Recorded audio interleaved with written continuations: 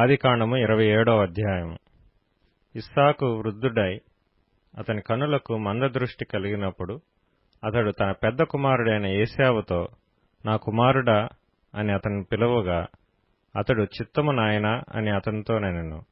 అప్పుడు ఇస్సాకు, ఇదిగో నేను వృద్ధుడను, నా మరణదినము నాకు తెలియదు, కాబట్టి నీవు దయచేసి నీ ఆయుధములైన నీ అంబుల పొదిని నీ విల్లును తీసుకొని అడవికి పోయి నా కొరకు వేటాడి మాంసము తెమ్ము.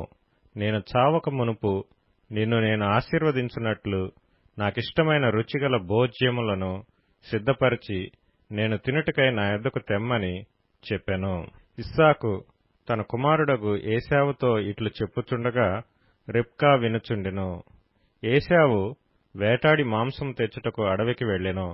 అప్పుడు రిబ్కా తన కుమారుడగు యాకోబును చూచి, ఇదిగో నీ తండ్రి నీ అన్నయైన ఏశావుతో, మృతి పొందక మునుపు నేను తిని యెహోవా సన్నిధిని నిన్ను ఆశీర్వదించినట్లు నా కొరకు మాంసం తెచ్చి నాకు రుచిగల భోజ్యములను సిద్ధపరచుమని చెప్పగా వింటిని.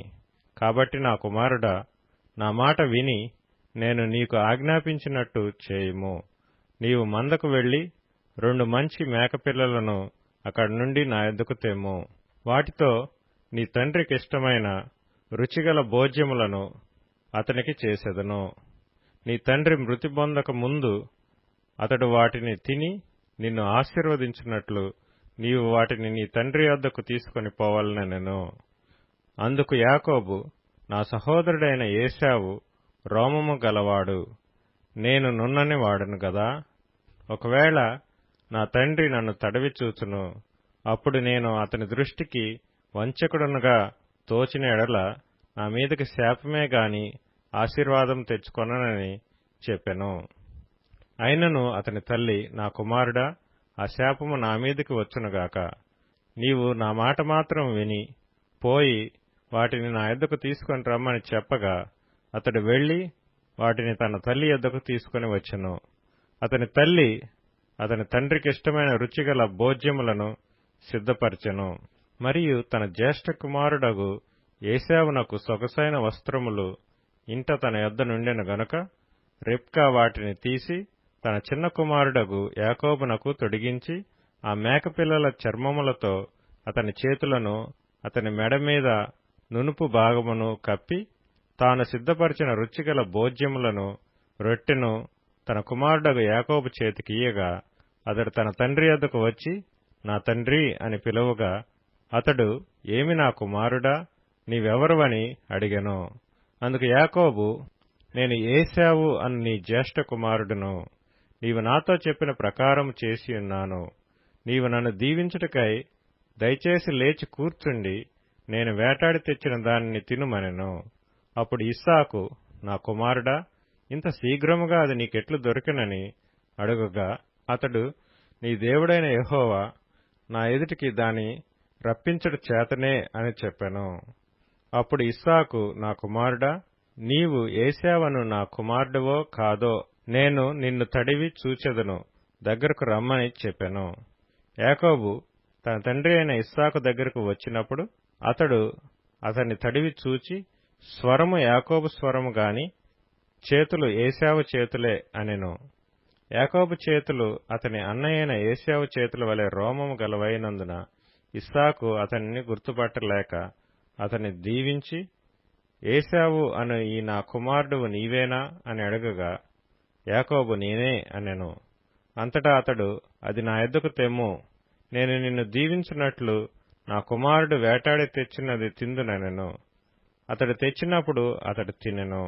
ద్రాక్షారసం తేగ అతడు త్రాగెను. తరువాత అతని తండ్రి అయిన ఇస్సాకు, నా కుమారుడా, దగ్గరకు వచ్చి నన్ను ముద్దు పెట్టుకోమని అతనితో చెప్పెను. అతడు దగ్గరకు వచ్చి అతని ముద్దు పెట్టుకొనెను. అప్పుడు అతడు అతని వస్త్రములను వాసన చూచి అతని దీవించి ఇట్లనెను, ఇదిగో నా కుమారుని సువాసన యెహోవా దీవించిన చేని సువాసన వలె ఉన్నది. ఆకాశపు మంచును భూసారమును విస్తారమైన ధాన్యమును ద్రాక్షారసమును దేవుడు నీకు అనుగ్రహించుగాక.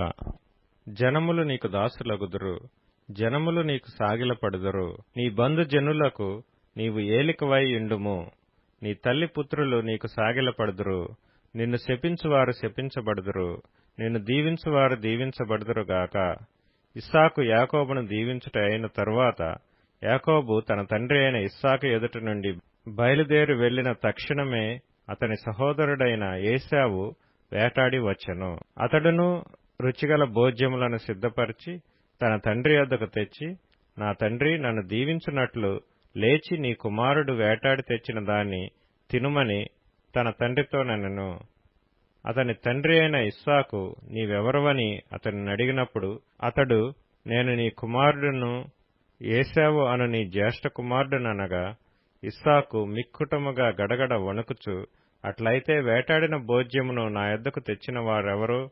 నీవు రాకమునుపు నేను వాటన్నిటిలో తిని అతనిని నిజముగా దీవించితిని. అతడు దీవింపబడినవాడే అనెను. ఏశావు తన తండ్రి మాటలు విన్నప్పుడు దుఃఖాక్రాంతుడై పెద్ద కేక వేసి, ఓ నా తండ్రి, నన్నును దీవించుమని తన తండ్రితో చెప్పెను.